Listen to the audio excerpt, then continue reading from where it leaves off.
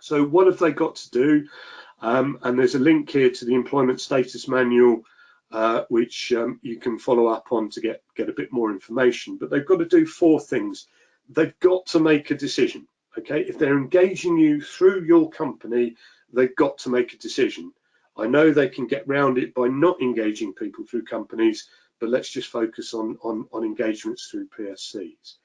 They've also got to take reasonable care, and that's HMRC's way of saying you can't make blanket decisions.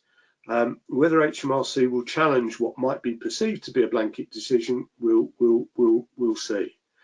And that decision has to be communicated. So you as the individual worker have to be given that decision via what's called a status determination statement, which must not only tell you whether the engagement is inside or outside, but actually has to give reasons and solid reasons why.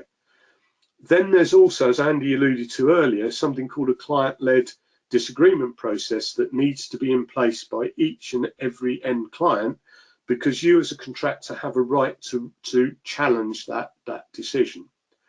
And if end clients don't have all these 4 things in place, then actually HMRC can go back to the end client and say, you haven't done it properly, we are giving you the fee payer liability. So even if it's an engagement that they deemed was inside IR35, even if that's correct, but they haven't gone about it by taking reasonable care, they can actually be penalised, have the tax and national insurance deducted, and HMRC will, as it were, restitute or give restitution to the fee payer that has already deducted it. So there is a genuine penalty there for end clients that don't do things properly.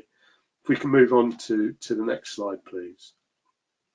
So what is this status determination statement? Well, it has to be given to you as the worker, and if there's an agency in the chain, it has to go to that agency, and if there's more than one agency, it has to be passed down the line. If it's not passed down the line, then whichever entity hasn't passed it down retains the fee payer liability.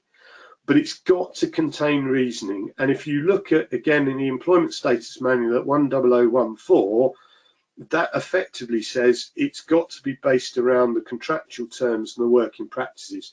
So they can't just say we feel like it, they've got to say because you don't have the contractual right to do all of these things, and because the working practices involve control, involve your personal service, for these reasons it's inside, or if they don't, for these reasons it's outside. So now we move to this client-led disagreement process. There was no opportunity for you to challenge in the public sector. The only way you could do it was actually to ask for an amendment to your self-assessment return, which was effectively walking into an IR35 inquiry, and I think most people would want to avoid that at all costs. So each client has to implement a process. There's no guidance from HMRC other than you've got to respond within 45 days. And here I've got quite a lot of sympathy with end clients who've actually done things properly, because if you've given your reasons and essentially you've been challenged on those, I'm not really sure what else you can say other than what you've said already. But yeah, let's see how things pan out, because I've always expected in this early phase quite a lot of contractors to challenge it, and I think a survey that IR35 Shield did said something like 40%. They expect 40% of contractors will do so. So I do expect a lot of challenges in the future. Sorry, in the near future. Whether that happens as we move on, I'm not so sure. If we can move on to the next slide, please. So now we've sort of focused on the fee payer. The fee payer, as I said, has to make the necessary deductions. And the question one has to have is how prepared are, for example, agencies as fee payers? Because they are stuck with this liability, providing the end client has done things properly. There's been some questions around whether fee payers could challenge the status determination statement. Now, in the same way that a contractor is only likely to challenge an inside determination because that's going to result in the deduction of tax and national insurance, I can only really see agencies actually wanting to challenge an outside determination where they're not 100% sure that the end client has got it right. But the legislation states that essentially it can only be challenged by the deemed employer, and of course you're not the deemed employer if basically it's an outside determination. So that will be an interesting discussion that I think some end clients and agencies are going to have, because if an end client's been engaging Kevin for 2 years and they're desperate to keep them and perhaps keen to bend the rules to keep Kevin, that could put an agency in a quite an invidious position if they've actually not deducting tax when they believe that they should do. So it could be in some instances that through negotiation with their end client, they become the arbiter of status, because they encourage the end client potentially to change their mind. But providing the due diligence has been done properly, it is possible for agencies as fee payers, and indeed end clients if they're engaging directly and they are the fee payer, to purchase insurance. And again, Markel Tax has a policy that deals with that, but it's not a sort of get out of jail free card. It does require proper due diligence to be undertaken, because we're not going to ensure a situation where people are not approaching the whole issue properly. So there are issues out there for fee payers and agencies in particular, but there are solutions to deal with that at the minute as well. Can we go on to the next slide?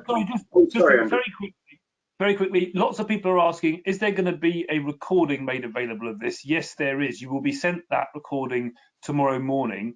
Unfortunately, we can't send the slides through the software that we have because we can't attach that, but you will be sent all the links that are embedded in these slides. They will be sent to you at the same time as a recording. Sorry, Paul, carry on. No, that's great. Thanks. If you can move us on a slide, that'd be good. Okay, there's just one sword of Damocles, if you like, lurking in the background. There are provisions within the legislation for the transfer of debt. And I think where HMRC are coming from, and I don't blame them for doing this, is that already there are entities that are saying they're happy to put themselves into the contractual chain, as you see on this slide, between the agency who might be the fee payer and the personal service company. And I think what HMRC are concerned about, that some of these payment intermediaries might not be there at the moment that the tax needs to be paid over. So what they've made very clear is if there's a failure to collect and pay over the tax on any engagements that are inside IR35, they have the right to go back up the chain to recover the debt. Now, if there's more than one agency in the chain, what they'll do is they'll go up to agency one. If, for example, there is only one agency in the chain and that agency fails, then they'll go to the end client. So arguably, you could say the end client's never off the hook, even though they've actually undertaken all the due diligence and taken reasonable care that they should have done. But I guess I would also then go back to the insured solutions, because of course, if you've got an agency that's bought a sort of fee payer protect type insurance, then where that insurance is paying out, you should never have a situation where an agency goes under, therefore the debt being transferred. But people need to be aware of this transfer of debt, and it's transfer up the chain, not down the chain to the contractor.